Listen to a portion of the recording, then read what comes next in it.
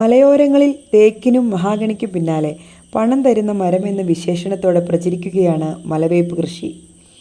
പെട്ടെന്ന് വളർന്നു മുറിച്ചു വിൽക്കാനുള്ള പാകം എത്തുന്നു എന്നതാണ് ഇതിൻ്റെ പ്രത്യേകത. അതുകൊണ്ട് തന്നെ കുറഞ്ഞ കാലയളവിൽ കർഷകന് മികച്ച വരുമാനം കിട്ടുന്നു.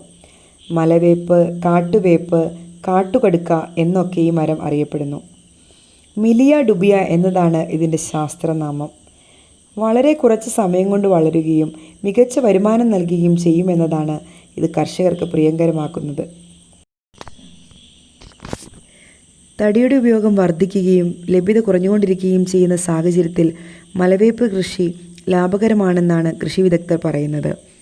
തേക്ക്, മഹാഗണി പോലുള്ള മരങ്ങൾ വളർന്ന് പാകമെത്താൻ വർഷങ്ങളെടുക്കുമ്പോൾ 4-5 വർഷം കൊണ്ട് മുറിച്ചെടുക്കാവുന്ന വലുപ്പത്തിലെത്തുമെന്നതാണ് മലവേപ്പിൻ്റെ പ്രത്യേകത.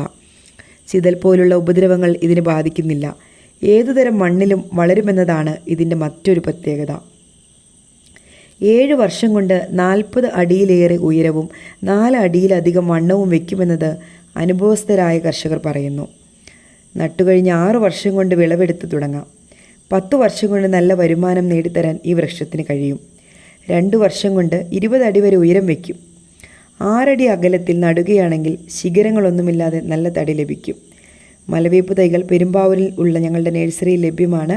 കൂടുതൽ തൈകൾ ഓർഡർ ചെയ്യുന്നവർക്ക് കേരളത്തിൽ എല്ലാ ജില്ലകളിലും ഡെലിവറി സൗകര്യവും ലഭ്യമാണ്.